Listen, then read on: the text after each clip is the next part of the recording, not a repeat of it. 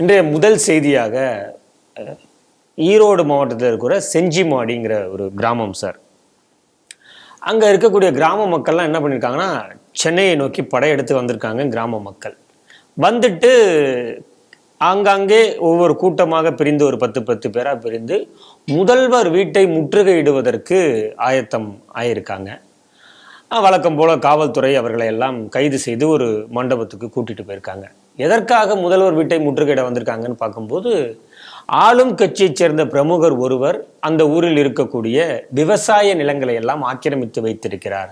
மாவட்ட கலெக்டருக்கு புகார் கொடுத்தும் எந்தவித நடவடிக்கையும் எடுக்கல அப்படின்னு அந்த மக்கள், கிராம மக்கள்லாம் ஒன்று சேர்ந்து ஈரோட்லேருந்து இங்கே வந்து முதல்வர் வீட்டை முற்றுகையிட முயற்சி பண்ணியிருக்காங்க. அவர்கள் காவல்துறையினரால் கைது செய்யப்பட்டிருக்காங்க. செய்தி எப்படி சார் பார்க்குறீங்க? ஒரு கிராமத்திலிருந்து சென்னைக்கு வந்து முதல்வர் வீட்டை முற்றுகையிட வேண்டும் என்று முடிவு செய்திருந்தால் எந்த அளவுக்கு அவங்களுக்கு அந்த ப்ரெஷர் இருக்கும். எதுவுமே செய்ய முடியாத நிலை அங்கே மாவட்டத்தில் உருவாக்கப்பட்டிருக்கும். ஆட்சியர் எதுவுமே செய்யவில்லை. அதாவது திமுக காரர்கள் நில ஆக்கிரமிப்பு செய்தால் ஆட்சியர் ஒன்றும் செய்ய மாட்டார், காவல்துறை ஒன்றும் செய்யாது. திமுக காரர்கள் பாலியல் குற்றச்சாட்டில் உள்ளானால் ஆட்சியர் ஒன்றும் செய்ய மாட்டார், காவல்துறை ஒன்றும் செய்யாது. திமுக காரர்கள் எந்த குற்றம் செய்தாலும் ஆட்சியர் ஒன்றும் செய்ய மாட்டார், காவல்துறை ஒன்றும் செய்ய மாட்டார் என்றால் நடப்பது காட்டாட்சி என்று சொல்வதை விட என்ன ஆட்சி? இப்போ அந்த கிராமத்து மக்கள் அங்கேருந்து இங்கே வந்திருக்கிறாங்க, வந்து பிரிந்து இருக்கிறார்கள், பிரிந்து ஒன்று சேருகிறார்கள். எந்த அளவுக்கு அவங்க பிளான் பண்ணியிருப்பாங்க?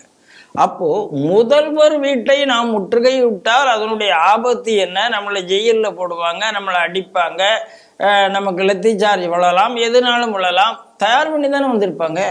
அதுக்கெல்லாம் அவர் தயாராக வந்திருந்தால் என்றால் எந்த அளவுக்கு அவங்க மனவேதனையை அனுபவித்திருப்பார்கள். ஆகையினால அவங்களை கைது செய்து இன்னைக்கு ஏதோ ஒரு மண்டபத்தில் அடைச்சதுனால பிரச்சனை தீரல்.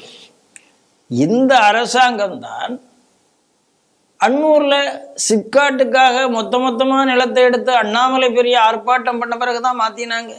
நீங்க இல்லை என்று மறுக்க முடியாது. திருவண்ணாமலையில் அதே சிப்காட்டுக்காக அதே விவசாயிகள் மீது குண்டர் சட்டம் போடப்பட்டது.